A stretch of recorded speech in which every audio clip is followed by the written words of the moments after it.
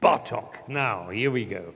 Bartók is, in the 18th century, the orchestra players were servants, and they played in the homes of the aristocrats, and the composers wrote concerti grossi, like the Brandenburg concertos and the Corelli concerto grossos and Vivaldi, Corelli, Bach, and so on. And individual players were pulled out of the orchestra to play a solo and to shine.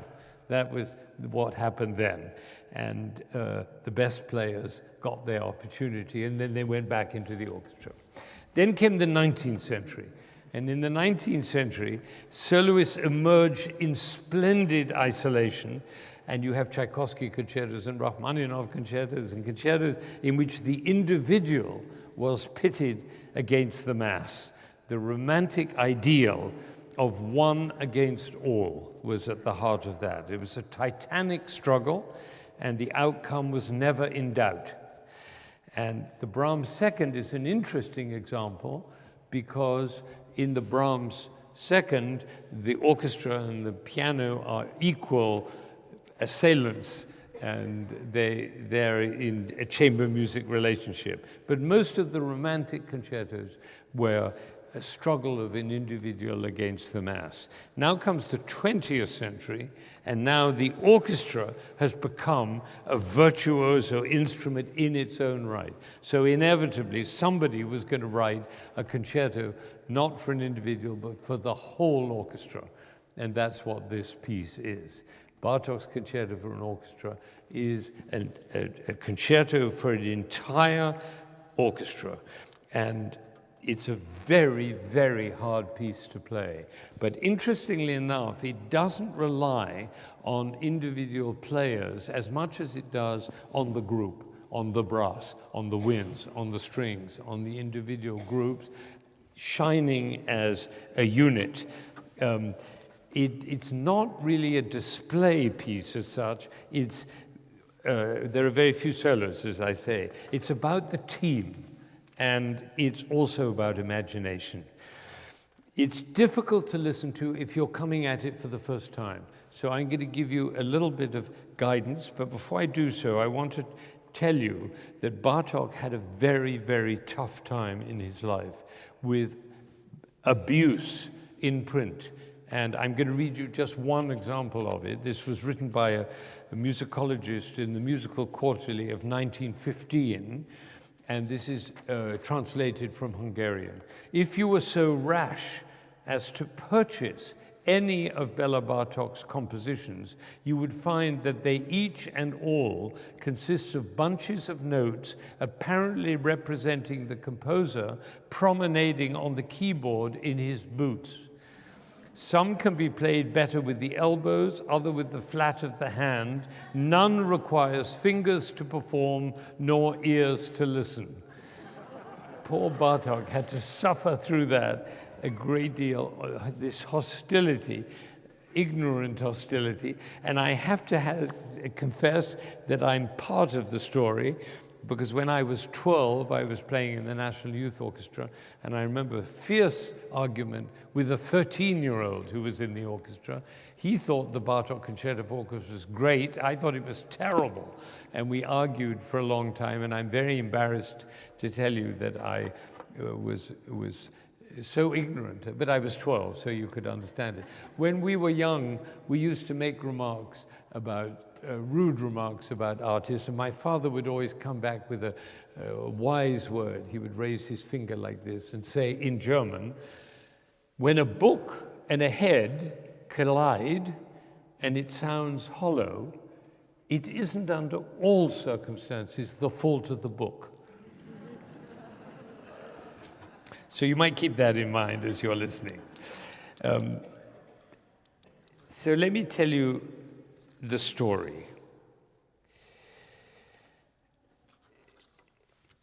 He came to New York as a refugee from Nazi Germany. And he wasn't Jewish. He just couldn't stand living there. And he left very late. He left only when his mother died. He was very torn between looking after his mother and escaping from Nazi Germany. He arrived in New York extremely poor, and there was very little for him to do. He thought he could make a career as a pianist. He was a great pianist, and he had a duo with his wife. He thought he could make a career, but actually people weren't interested in hearing him, so he didn't have any concerts.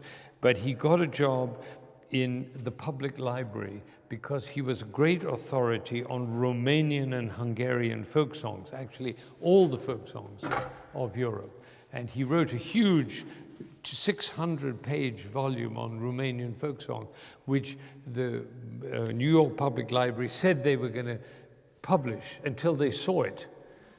And then they said, no, we can't do that. So he was terrific. He had no resources at all. He showed signs of serious illness, and he gave a lecture on Romanian folk music in Zander's theater and fainted while he was giving the lecture. So people realized that he was ill, and it turned out he was deathly ill with leukemia. He was never told that he had leukemia. In those days, doctors preferred to keep that as a secret, so he never found out what his illness was, but he became thinner and thinner, and one day he was lying 87 pounds in a New York hospital when he got a visit from Koussevitzky, the conductor of the Boston Symphony, who had traveled to New York to see him and to ask him to write a piece as a memorial to his recently deceased wife. And Bartók's response was, "I'm much too ill. I'm much too tired." He hadn't composed a piece for 3 years at that point. And he said to Koussevitzky, "My composing days are over."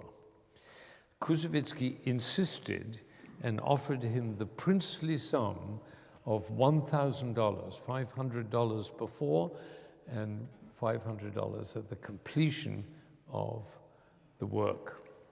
He rose up from his bed and wrote perhaps the most affirmative piece of 20th century music, which is an extraordinary story.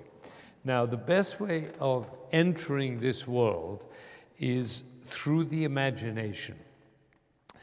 I can't play it to you on the piano, but you're about to hear it, and I'll make it as vivid as I possibly can, because I want you, when the time comes, to be really absorbed in this world.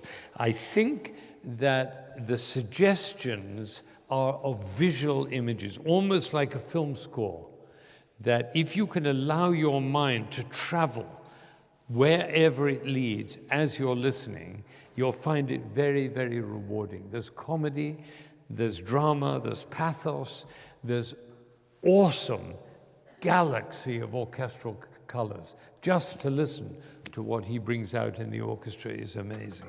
Sounds that you wouldn't ever have heard. And we as an orchestra are in awe of this piece. If you asked members of the orchestra, some of them have told me that it is their favorite piece of music. Now, I'm also aware that some people find it extremely difficult. The father of our piccolo player came to a concert performance of this a month ago, and absolutely hated it, and said there ought to be a law against performing this piece. So if you find yourself in the position of feeling a little bit lost, it's not surprising, but I think we will make sure that in the next 20 minutes we move you from that category into the world of loving this piece. I'll give you a quick overview from 30,000 feet. It's 5 movements. A big movement at the beginning, a big movement at the end, 2 little movements, and then in the center an elegy, a 7-minute elegy that expresses the full intensity and deep sadness of loss. That's in the middle. So there's a big movement at the beginning, a big movement at the end, and then 2 intermezzos on either side of this central movement. That'll guide you. The 2 outer movements are 10 minutes long each, about. The 2 little movements are 6 and 4, and the middle one is 7.5. It makes up 38 minutes, right? So that gives you a guide. Now, the first movement, which is in sonata form, that means it has the same shape as the Beethoven movements and Brahms movements: first theme, second theme, development, recapitulation, coda. You won't think about that while you're listening, but there is a guide there. Now, it begins in utter darkness. You might have the image of waking up in a forest. It's nighttime. There are many nocturnal sounds. There are 2 flutes that seem to be playing something like the hoot of an owl. Bartók was very passionate about nature. He adored nature, and he wrote more beautiful night music than any other composer. So he begins with the cellos and basses with this figure.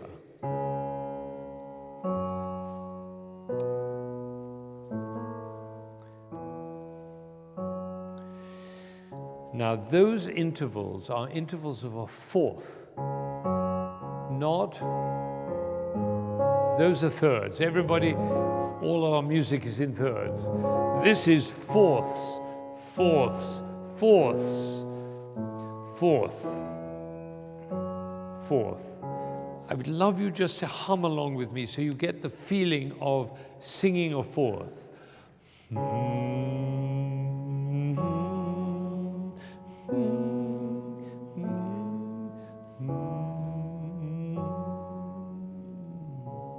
That's right. And by all means, hum along. Well, no, probably you shouldn't, but you'll be quite at home with that sound.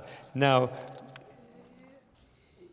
it's hard to make melodies out of fourths, which is why composers always make melodies out of thirds. Fourths are very difficult. And so what Bartók does, he doesn't write melodies, he writes shapes. He writes shapes, and he purposely leaves those shapes somewhat vague so that they can be turned into all sorts of different things. And if you take the opening suggesting darkness, brooding, melancholy, and now in the violins there's a very quiet shimmer of sound where every note is a dissonance.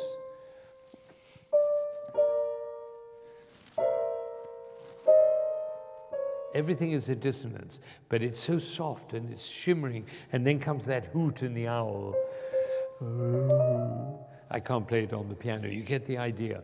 And then a melody begins to appear, like a tree might appear in the mist in the morning. And let's hear that theme. It's in the flute.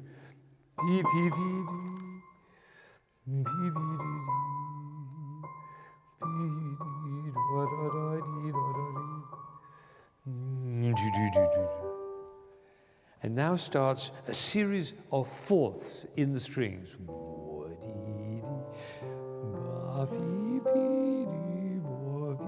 All those intervals are fourths. And against that, 3 trumpets play the same melody that the flute just played, but it's not quite the same.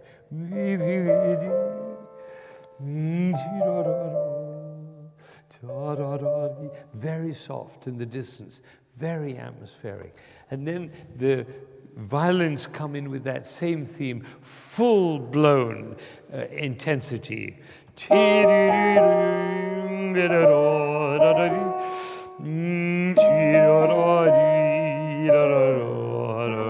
You'll hear full passion, full intensity in that voice in the violins. And now there's a figure in the cellos and basses.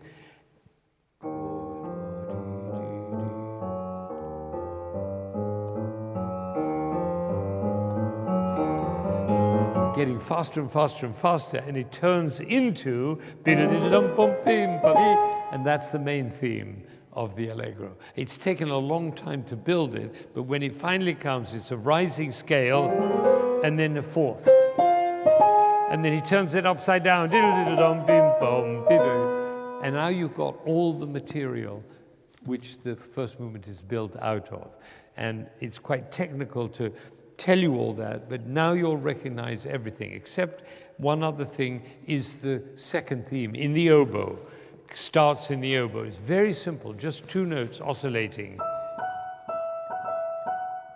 Just up and down.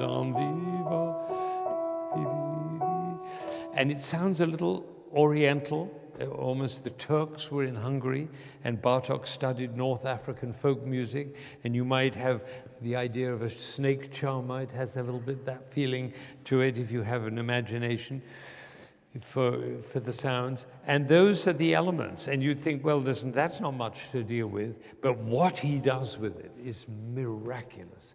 And if you watch the orchestration and listen to all the things that the instruments are doing, so you've got that rising fragment, and the fourth, and now you've got a little section with a clarinet solo, wind section, and then a splendiferous brass section in which you hear all the brass in all its glory. And I want to tell you another little secret, which normally I would keep to myself, but I think it's good for you to know. Our first trombonist came ill this afternoon.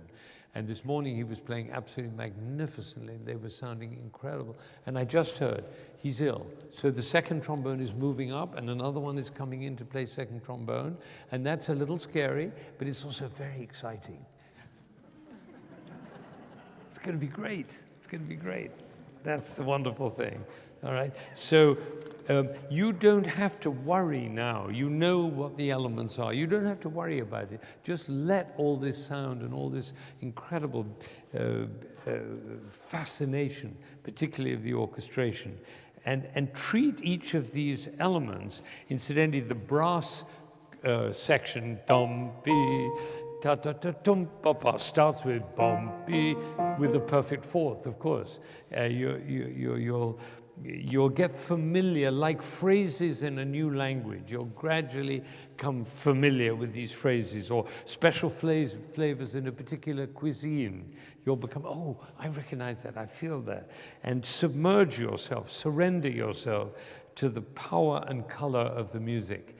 What Bartók does is he takes an idea, a simple idea, like a fourth, or a rising scale, or 2 notes oscillating, and then he produces a family of themes which are connected, related, because they have in common certain characteristics, like blonde hair, blue eyes, and a bulbous nose. And you say, oh, that's that family. I recognize it. Oh, and there's another family. And you recognize the families. So you will always recognize that particular group of themes, and I think that's the best way of listening to this music.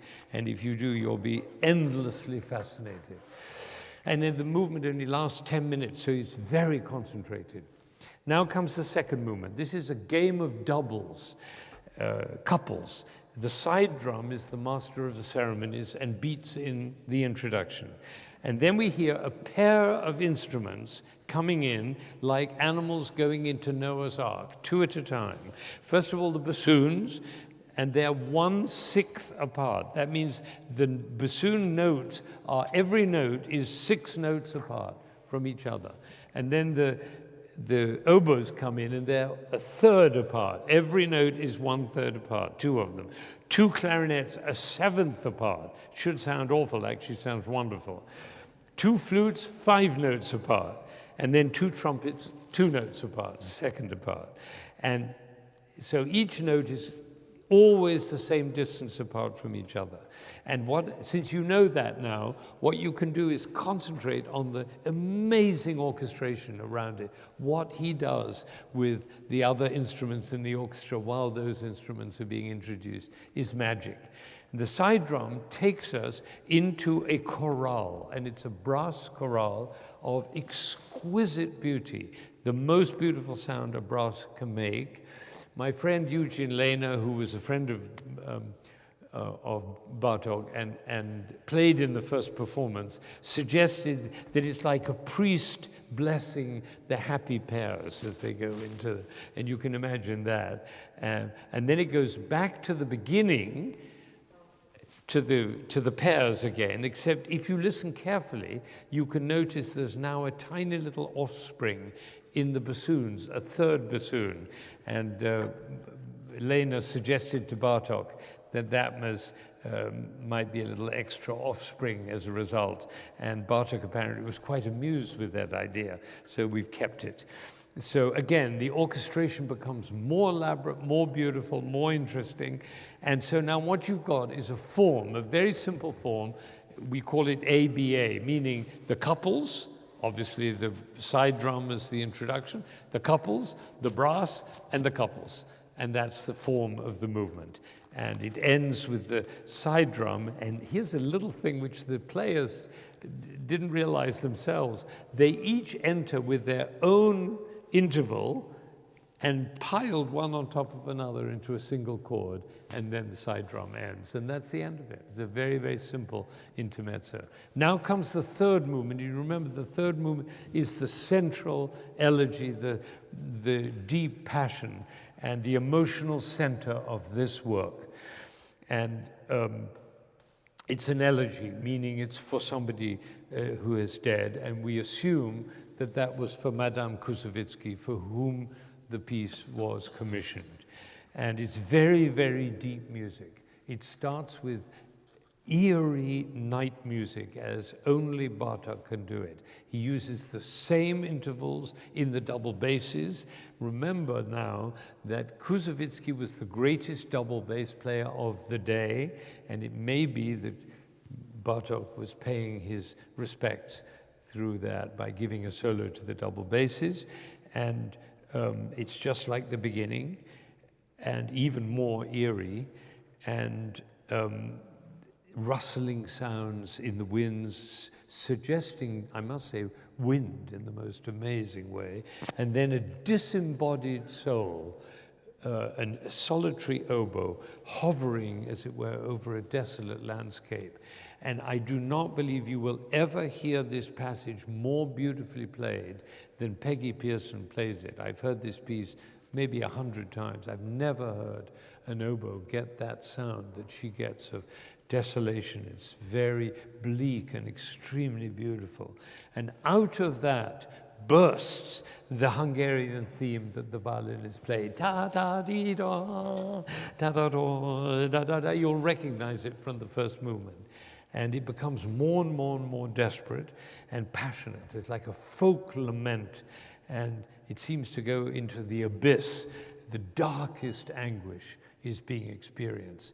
And then out of that comes a very beautiful viola theme, ta-ta-dee-da. It's very free. It's a Transylvanian folk song, funnily enough, and it's very almost like an improvisation. It's amazing, amazing thing. You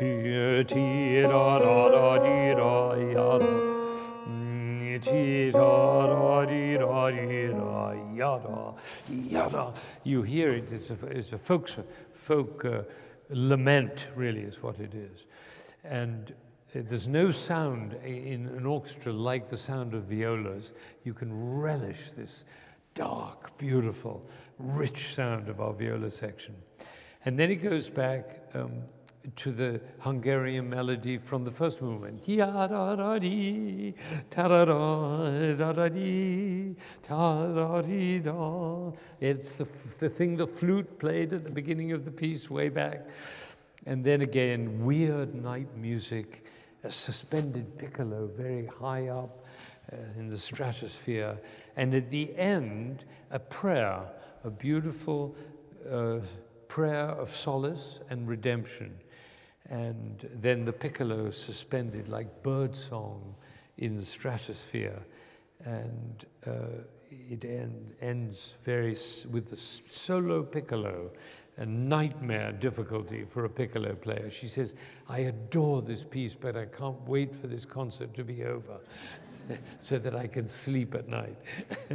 But she plays it absolutely exquisitely, and she's left suspended, a single piccolo with one note on the timpani, and so beautiful. This is music of the highest art, is as great as music get, and the most personal kind of music.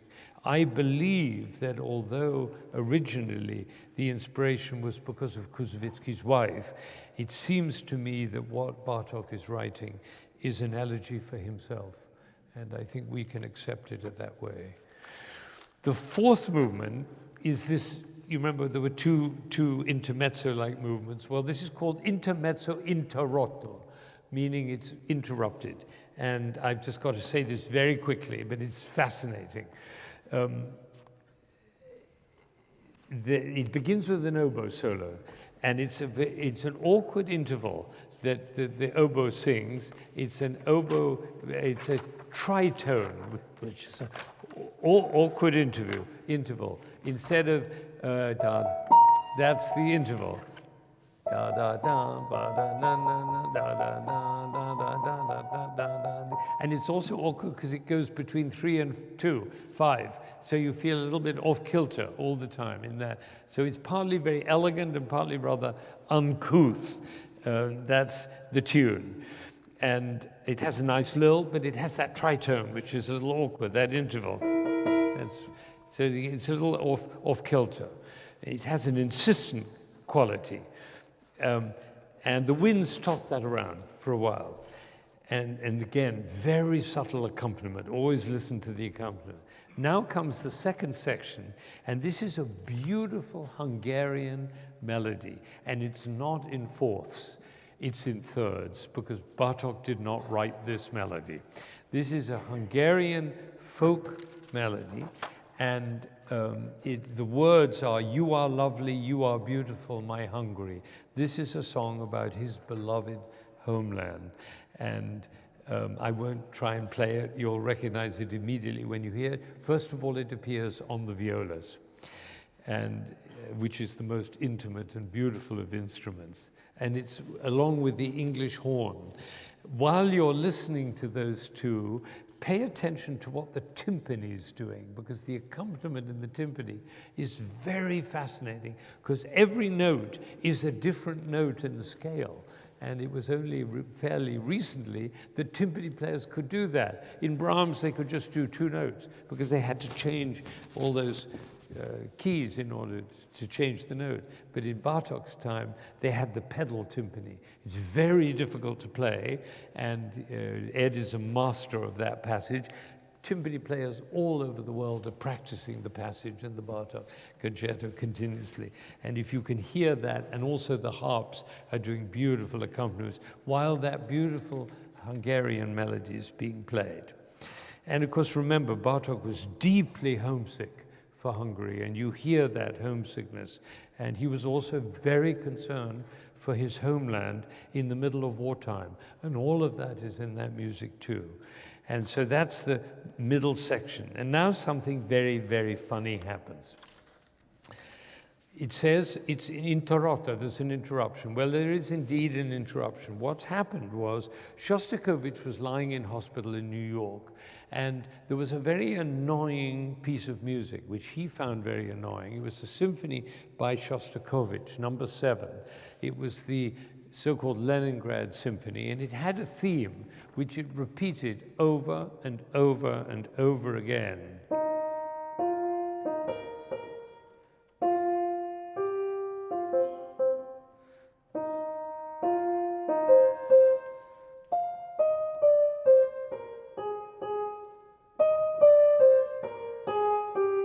And so on. It's really very annoying, even just hearing it once. But hearing it over and over and over again is intolerable. And Bartók hated this, also partly because it was very successful and played a great deal, because it was the story of the siege of Leningrad. People loved that. And so he became very, very irritated. And what he did with it, you'll hear, he takes that theme and makes an absolute mockery of it. It's some of the ugliest, awful, his full irritation and anger is expressed in music. I think it represents, if you take it to one level more, his own personal anger, but also an awareness of the impotence of artists who are faced with mindless violence of authoritarianism. There's something in that. It's a brief moment. And the contrast with his love of Hungary in that tune is just absolutely spectacular, particularly after this crass music that has been just horrendously ugly. The beautiful melody appears again, this time even more beautiful in the violins, muted, and it's extremely touching. And they played it this morning. It really brought tears to one's eyes. And so that's it's now muted. And then it goes back to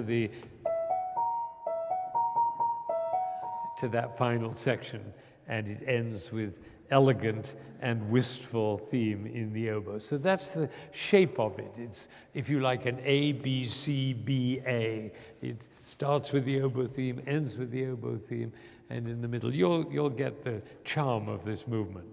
The final movement is a whirlwind dance. It is, I'm not going to play on any of it. It has drone figures, it has swirling figurations, bagpipes. You know, all of these things were sounds that Bartók collected. And it's like a country fair. Imagine the whole neighborhood turning out in their costumes and dancing in the village square. And it begins with the second violins playing very, very, very, very, very fast and builds with tremendous excitement. You'll get totally swept up in this last movement. And there's a big fugue for trumpets, fanfare, and another one for strings. And it's wild and exciting and village life in all its glory. And there's a long extended dream section. And then the end, the final incredible affirmation, a brass chorale, a gratitude, roof-raising fanfare, and then it ends in a headlong surge. And that, I think it's a kind of musical representation of the brotherhood of man at the end of it. And it's hard to resist that enthusiasm. And I just want to end with one thought, which is to imagine this emaciated character, 87 pounds, lying in a hospital, almost dead, and rising up and creating this extraordinary work. And through that amazing power, which we refer to now as amadeity, that power that if you think very, very positively and put your energy into creativity and possibility, you get a new lease of life. That's what happened to Mozart over and over and over again through all his difficulties. And to Bartók at the end of his life, he lived another 3 years and composed several other works. He didn't finish any of them, but the viola concerto and the piano concerto were unfinished. But he was in full flight, but he couldn't lift the pen anymore to actually write the music. But he was still, and the very last day, the last remark he made, he whispered it to his doctor at the West Side Hospital in New York a few days before he died. And it was one of the most poignant valedictory statements ever uttered by a great artist. His final words were, "I'm only sorry that I have to leave with my baggage full."